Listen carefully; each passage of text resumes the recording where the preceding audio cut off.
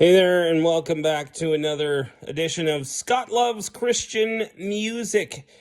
It's been a little while since I've done one of these, but I've been listening to a bunch of music from my past that has triggered what I wanted to do today. One of the things that I want to do is encourage people.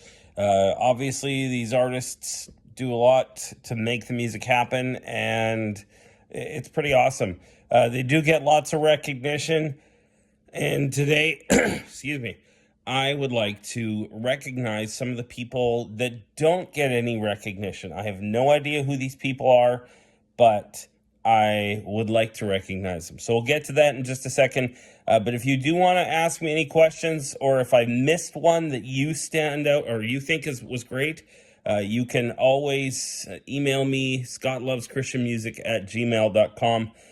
And again, as it's said to need to be said, you can like or subscribe by hitting the buttons somewhere on the screen. I can't see them, so I can't tell you where to put them or where to press them. But either way, love to hear from you as well if you want to put something in the comments. But again, just want to thank people for their input in this, because I do love Christian music, and I love to recognize people when they do things right. And it's something I've always realized, that when you give a compliment to somebody who's doing something that's not necessarily supposed to be recognized, then they are just blown away, almost overwhelmed with joy. I know I've had that, and it makes you want to do some of the smaller things really, really well. Not because you're getting noticed, but when somebody does notice it, it's pretty cool. So today I wanted to talk about two different aspects of music that generally don't get talked about. I'm not going to say it never does, but there's some people that I wanted to recognize. Again, I have no idea who they are. And I know that you probably have people too that you've recognized. Maybe you haven't. I don't know if I'm just an abnormality with this, but we'll start with drummers. There's a lot of drummers in different bands or that play with solo artists that do such an incredible job. And I want to also recognize the in-studio musicians that make a pretty good living doing that. But again, it's not about the accolades. It's not about getting recognized. They just want to be a part of great music. And they're a big part of why a lot of artists have great songs. One thing I've been realizing, I've always loved drums, but there's almost an anointing with a properly mic'd drum kit and properly mixed drum kit. And there's two circumstances where I would like to recognize. One of them is from Hillsong Young and Free in their early days. They did a song called Wake, which is still one of my favorites if I need a boost, a pick-me-up. I know Taya Smith was the singer at the time, and she does a video where they're live at summer camp. And I just love it. I love the video, love the song, and the drumming is just amazing. And they mixed it beautifully. And they actually had, I think, a GoPro camera or something like that on the drummer's head or something like that. But they had a view of him hitting the drums, and it was just, I don't know, it was one of my favorite things ever. So that was something I really appreciated. Again, have no idea who this drummer is, and don't really know if I'll ever find out, but I love the way they did it. It was awesome. And so that was something that I started thinking back on songs that have done that for me as well. Another one is Glorious Day with Passion featuring Christian Stanfill. I know that the drummer on that video, on the song, is incredible. And I really wanted to give credit to him because that was one of the places where I realized just how important a properly mic'd drum kit can be. And again, the mix. I actually think the video for that song, Glorious Day, might be better than the studio release, just because I can hear these little differences. But overall, it's just a great song, and the video is just awesome. I always love listening to it for the drums. I mean, it's a wonderful song, powerful song, but I just love the drums on that one. Another drummer that I wanted to talk about, and I don't know much about the players in this band, but there's a band called Wolves at the Gate. Now, if you're a heavier music listener, I think you'll love them.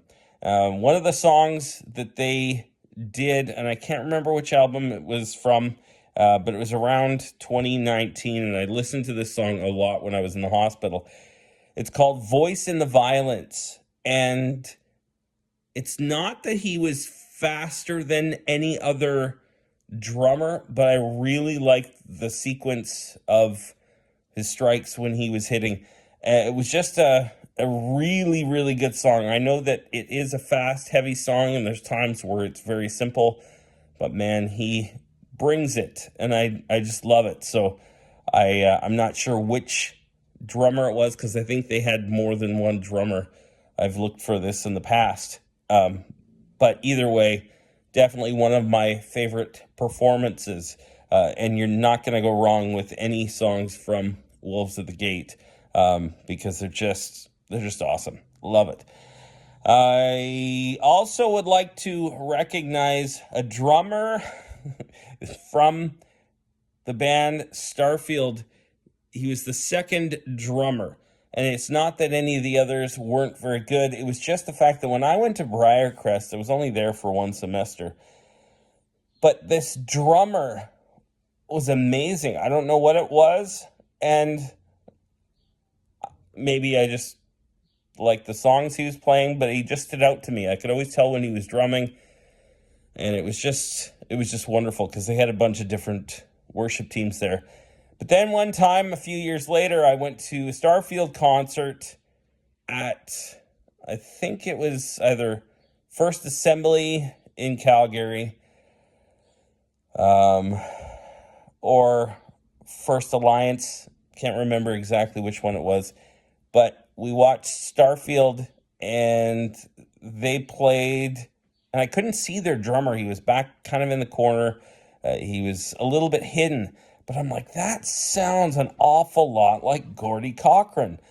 And sure enough, they announced their members and their new drummer, Gordy Cochran. And I was like, wow. I kind of realized maybe I do have an ear for listening for drummers.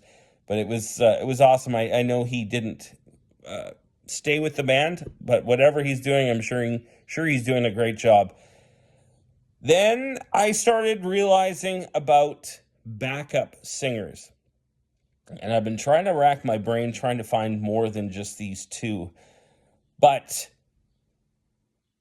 there is a backup singer that sang with David Meese on the song 70 times 7 from the album Chronology, which was released in 1986.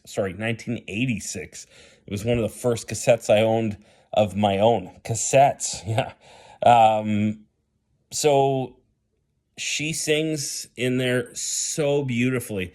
I mean, it's an incredible song itself, but I've always loved the backup singers. I always go with my falsetto when singing along to these songs and sing along with the backup singer. And so that's definitely one of my favorite ones. And then today I was listening to the song Could He Be the Messiah by Michael W. Smith from the album Michael W. Smith Picture. The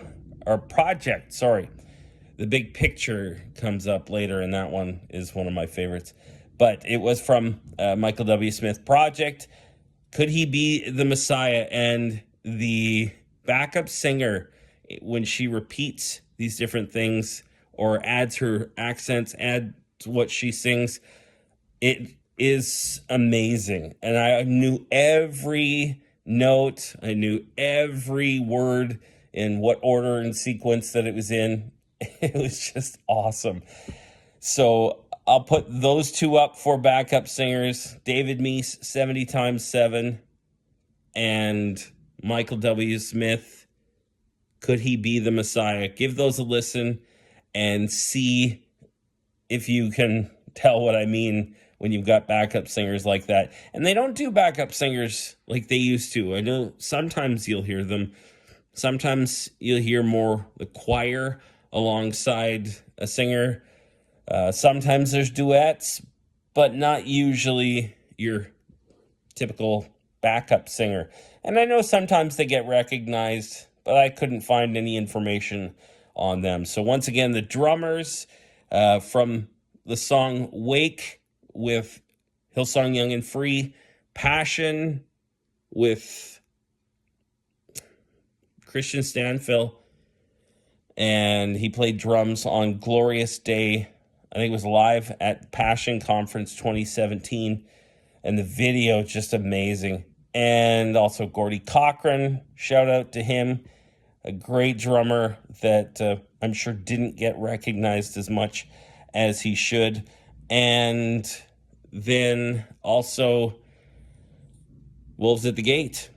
Check it out. Voice in the Violence. If you see the video, you'll see what he can do and be able to hear it. Also, shout out to my boys. I know Jackson has been playing drums in the jazz band here, and he's just loving it. Owen's been drumming almost as long. Actually, they started about the same time, but Jackson got more opportunities to do that. So thank you to their drum teacher, Tyler Walker. And also a good friend of mine, Jordan Kurtz, just an amazing drummer. Love the guy and always love the chance to get to play with him or even just watch him play. So anyways, all you guys that haven't been recognized, I apologize if I missed someone, but hopefully I'll get a chance to do it later. So once again, like and subscribe. This has been Scott Loves Christian Music.